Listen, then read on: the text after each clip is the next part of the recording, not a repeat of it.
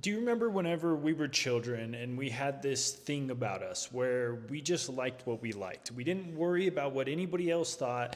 We didn't even consider the fact that other people had opinions about things. We just moved through life, and when we saw something that we enjoyed and we saw something that was cool and entertaining, we just checked it out or experienced the moment.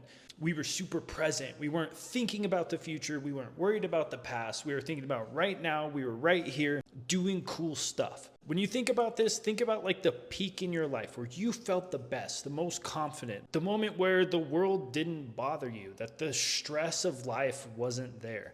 Well, in this video, I'm going to try to convince you guys to get back to that, right? To get back to that happy, true self that's aligning with your self-identity. So I'm going to start off by saying this. There's a chance that you don't have anxiety. You're just cursed.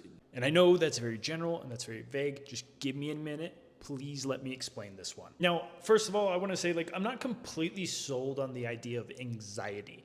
Like, I understand it. So there was a moment when I was like 18, 19, right? Where I had so much anxiousness in me where I filled up a grocery cart full of groceries and I left it in the aisle because I was too scared to talk to the cashier. I had so much social anxiousness that I wouldn't even get groceries. Like, I went home without getting food. I had to go to Taco Bell. Actually, it was Jack in the Box. It was the like 50-cent like garbage taco. It was disgusting, but you get the point. It was just too much. So I understand the emotion. I understand the feeling. I went through the whole American medication skit, dumped that all down the toilet when I was younger, and moved on past then. So I get it's very difficult. It's very hard to overcome this feeling, but I'm not completely sold anxiety is a thing. Now, the emotion anxiousness, sure, fair, like completely real. That affects everybody. But anxiety is like a medical diagnosis, and they're like, oh, the only way to solve this is with pills. I don't believe that. I think that's big pharma propaganda that wants us to be a slave, wants us to obey and just bow and kiss the ring. So all that being said, to loop all the way back, I don't really think this many people have anxiety. I think more people are under spiritual attack. Now, of course, we have to rule things out, like have a healthy diet, right? Your stomach affects a lot of this. Eat halal foods, right? If you're eating halal foods, you're probably not the problem. But outside of that, we kind of have to identify where it's coming from. So whenever you have these situations of stress, right? We'll talk about stress first because that definitely affects everybody too. Stress comes from pressure from two different places, right? So if you think about like a steel pole, imagine like a steel beam. Whenever it's under stress, it means it has pressure from two different ends. Two different ends are pushing against it, right? That's stress, meaning our self-identity wants one thing, society or external sources want another thing. That is what puts us under stress. This could be relationship stress. This could be workplace stress. So I'm trying to think of a really good example for like workplace stress so people can understand and apply it to other situations. So for workplace stress, imagine you like work retail, right? You work retail. I'll just give an example back whenever I worked at a nutrition store, right? I managed a couple nutrition stores. There was times where my goal as the manager was to get as much sales as possible. And to get as much sales as possible, I had to educate all my employees. That way they're knowledgeable enough to where whenever somebody goes onto the sales floor with them, they can pick out the right supplements that actually work for them so they can come back. But say like the new employee, whatever, they're not like cleaning the area. Everything's dirty all the time. So I have to show up and I have to just clean the whole store because these people aren't cleaning the store. That takes away my time from being able to educate the employees. So that's a moment of stress from two different angles, right? My goal is to educate the employees, to give them as much information as possible so they can do their job as best as possible. And we had commissions too, so it would have benefited them too. But because they were slacking on these simple tasks, it took away time for me being able to do that, which creates a lot of stress, right? This is a stressful moment where you're being pulled in one direction, but you want to be in another. Now, anxiety is similar to stress, right? Or maybe even a type of stress if you want to go that far. When you're anxious, it's stress from like all over the place. It's a chaotic stress, right? It's not really just two different things. It's like all kinds of stuff are moving on and you're thinking about the what ifs of this and that and this and that. Now, the physical application of this is like probably you're thinking too much about the future, right? If you're depressed, you're thinking too much about the past. If you're anxious, you're thinking too much about the future. The problem with this is nobody can predict the future, right? We can do like probabilities and go down that whole argument. But at the end of the day, God's the only thing that knows what's going to happen. Nobody else knows anything, right? Not even me. I'm not even that smart. And especially not you, Billy42 in the comment section. I see your hate comments. You don't know anything either. But jokes aside, nobody can predict the future. That's the point of all that. But then you get to the reason behind it. And this is where I say it could be a spiritual attack and not just like a physical thing. So we can physically explain what's going on and what's the cause of it. But what's the cause of that cause, right? Why are we thinking too much in the future? Why are we doing this? We never used to do this. Our natural state isn't that. When you think about whenever we are children, we didn't naturally do that. Our organic state in our life was not thinking about the 50 what ifs. It was like, oh, this thing is so entertaining. This thing is cool. Let me go check this out. I want to learn this thing. We were little tiny sponges just absorbing everything around us with no worries whatsoever. So whenever you think about it, that our natural state doesn't have any anxiety or anxiousness at all, our innocent, pure state, what happened? Why did this happen? Why did this create? Now you can say like, sure, the world, it's rough, right? Life is hard. It's not very easy. We got a lot of crap to deal with, a lot of stuff to handle. But I think it's a little bit deeper than that in most cases. Now, if you want to take anxiousness to the full extreme, it can infect our prayer, right? And that's where it starts to make more sense, where it's like, okay, this really could be a spiritual attack. This could be blockages, right? Just negative energy stuck to us. Because people get anxious to the point where they come into prayer and they're praying, but they're not mindful of what they're saying. They're not really aware of what they're reciting. They're not really connected in the moment. They don't have intention of speaking with God. They're just going through the repetition, like, oh, I'm supposed to pray 5 times a day, so let me do it. Good, better than 0. I promise you that it's better than skipping it, so keep doing that. But let's take it a step further. Let's be a little bit more mindful in those prayers. So the way we have to do this is we have to understand there's this concept. It's called high agency and low agency. And this, I think, can be really helpful to pull us out of this and get people away from these spiritual blockages.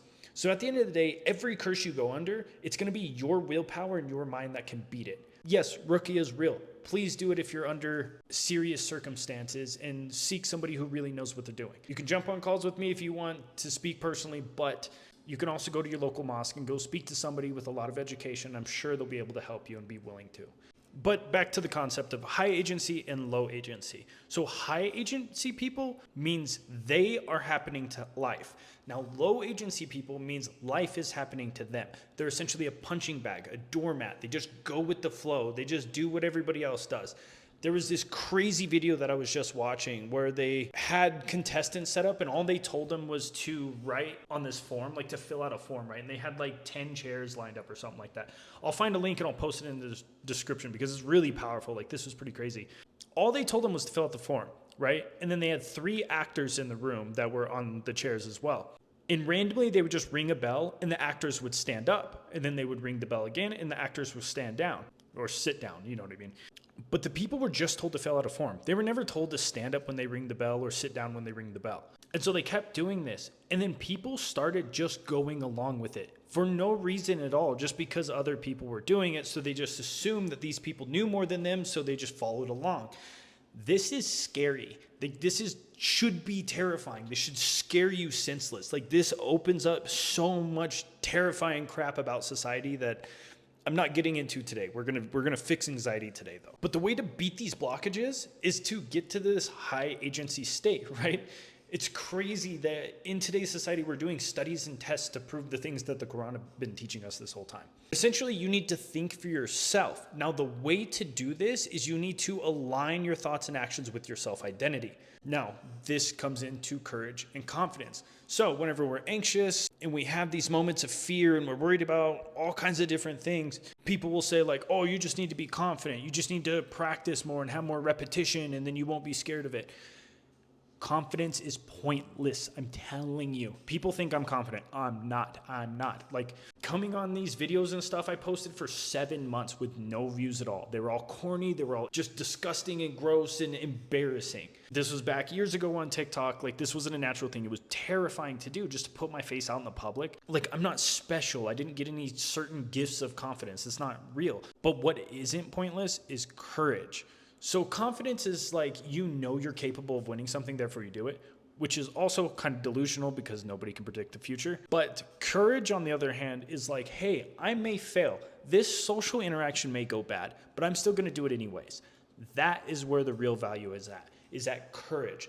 Being courageous is the secret weapon. So the jinn, a lot of the time, like jinn, demons, devils, depends on what book you read out of, doesn't matter to me. They bank on fear. They want us fearful so they can control us. They want to control us to get us to commit sins or haram, to mislead us, misguide us, to get us away from God. So fear is one of their main weapons that they use against us. Now, if we become courageous and exercise this muscle that we have socially, it makes the temptation of the jinn cut in half. Like all this fear is gone. Like you may feel it, you may feel this anxiousness, but if you address it and move forward otherwise, they can't tempt you to nothing. Breaks the blockages, breaks the curse. So whenever you're dealing with curses, black magic, demonic attachments, one or two things will always happen. Either you will become hopeless and it's going to control you and you're going to do whatever it wants. It's going to be your puppet master. Or you're going to make it hopeless and it's going to move on to somebody else. The way to do this is to do the opposite of what you feel, or the temptation, not opposite of what you feel, like normie. So, for example, you have a jinn attached to you, or you're under a curse or black magic. And what they want to do is isolate you. They want to get you isolated so they can remove any kind of connection from somebody else that could bring you out of your shell, right? These people could get you away from their temptation because they're, say, a positive influence. Say it's somebody you really care about, somebody you get along with, and they make you anxious. They make you start worrying like, oh, what if they judge me based off of my shoes? That's a real worry. A lot of people have it. What if they judge me based off of my accent? What if I can't enunciate certain words? Or what if my hair looks funny today? All these just silly thoughts that go through our heads that cripple some of us. They will plant these thoughts in our mind. The way to make them hopeless is do the opposite, right? So it's like, I'm worried about this, and this. Then you say to yourself, I can't predict the future. So if all these negative things are likely, all these positive things are just as likely. Maybe I go hang out with this person. Maybe it's a mentor you want to learn from. And you go sit down and you hang out with them for a little bit and they give you a piece of information that changes your life forever, right? And then you can pass it off on to your children, makes everything better, right? So if all these negatives are a possibility in your mind, all the positives have to be a possibility too. They're equally as right because we can't see the future. Nobody can. So that's kind of like step one because it kind of suffocates the anxiety a little bit. It starts to shove it down. It starts to make it seem smaller than what it is, which is another jinn tactic. They're like shadows. They appear really big and it's just like a little stick on the ground. It's that kind of stuff. But it starts to suffocate it a little bit and enough to where you can make the first steps, right? You're like, okay, this isn't as bad. I guess there's light at the end of the tunnel. I can walk forward to it. And whenever you make the steps forward and you do the opposite of what the jinn's telling you, it starts to demotivate the jinn, right? So here's the trick with this. It only takes 21 days, 3 weeks. It's not that much time. Life moves scary fast. So I learned this while getting sober years ago. 21 days is all it takes to form a new habit. And this is what they teach to like serious addicts, like people using like, you know, the black sticky stuff, the forbidden tar, like 21 days and you formed a new habit. So anytime you have this thought and you do the opposite of it, after 21 days, it creates a new habit. So anytime you have, say, social anxiety and you're like, oh, I don't want to go talk to this individual or I don't want to speak up in a meeting, and you choose to do it anyways by suffocating it and moving forward through courageousness, it becomes a second reaction. So you feel anxiety and then you just step forward all on your own. Like God blessed us with this. This is a huge blessing that we really need to lean into. If we can show 21 days of effort, God gives us a new habit. I firmly believe that. I truly believe that. And this has been studied and proven so many different times. So keep that in mind. It only takes 3 weeks to beat whatever you're dealing with. So I guess the big takeaway of this is be aware. I'm not saying it's easy. I'm not saying it's simple, but I'm saying be aware of the situation. Because if you're aware of the situation, then that gives you your power back. Whenever we are unaware and we don't understand what's going on and we just feel this way and we're confused and there's no way out, then it just happens forever, right? We just think something's happening and we just go along with it. Be aware so you can have the power to make a decision in the future. And you do this, the jinn is going to move on to somebody else. I promise you. They don't stick around in places they can't win. They're very good at leaving when they're losing. They don't want to fully lose the battle. They'll jump onto somebody else that's way easier to tempt. Somebody who's not of the book, somebody who doesn't pray, somebody who has no connection. That'll just fall to anything they want. And then they can go back to their buddies and be like, oh, I misled this guy. Don't be the guy that gets misled. And if somebody's telling you that it's a super complicated process to break blockages and overcome attachments and negative energies, they are lying to you. I promise you guys, they are lying to you. There's a quote, I know it's from Einstein. Yeah, I know where he's from. But it was really cool. It said, if somebody can't explain something simply, they don't understand it. It's true. There's so many people out here, guys, that are overcomplicating simple things so they can either make a profit off of it or they can seem more intelligent than what they are. It's detrimental to society as a whole. But that's all I have today. I appreciate you guys for joining another yapping session. And if people are crying in the comments arguing about stuff, don't join in. Don't let them get your energy. You're better than this.